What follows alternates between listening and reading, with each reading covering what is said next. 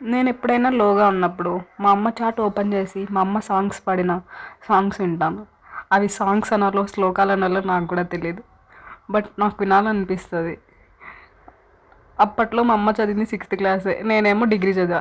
కానీ మా అమ్మ పాడే శ్లోకాల్లో ఒక్క లైన్ కూడా నేను పలకలేను. అది నా చదువు. అప్పుడెప్పుడో 2023లో మా అమ్మ దగ్గర సాంగ్స్ పాడించుకున్నా. ఇంతవరకు ఇంకో నెక్స్ట్ మళ్ళీ పాడించుకోవడానికి నాకు టైం దొరకడం లేదు. అది నా సిచ్యువేషన్ ఇప్పుడు. మా అమ్మ చిన్నప్పుడు ఎప్పుడో మహాభారతం, భాగవతం, రామాయణం, రుక్మిణి కళ్యాణం ఇవన్నీ చదివిందంట. సో వాటిలో ఉండే శ్లోకాలన్నీ ఇప్పటికీ గుర్తున్నాయి.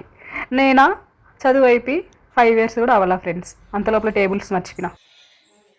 ఏనుంగునెక్కి పెక్కేనుంగులిరుగడరా పురవీధుల గ్రాళగలదే మణిమయంబైన భూషణ జాళముల నొప్పి ఎడ్డోల గంభున నుండగలదే కర్పూర చందన కస్తూరి కాదుల నింపు సొంపార భోగింపగలదే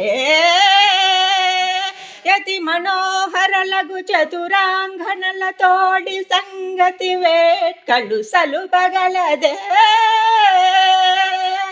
కయ్యమున నోడిపోయిన కౌరవేంద్ర వినుమున బుద్ధి మరలి ఈ తనువు విడచి సుగతి బడియుము తొల్లింట చోరగలదే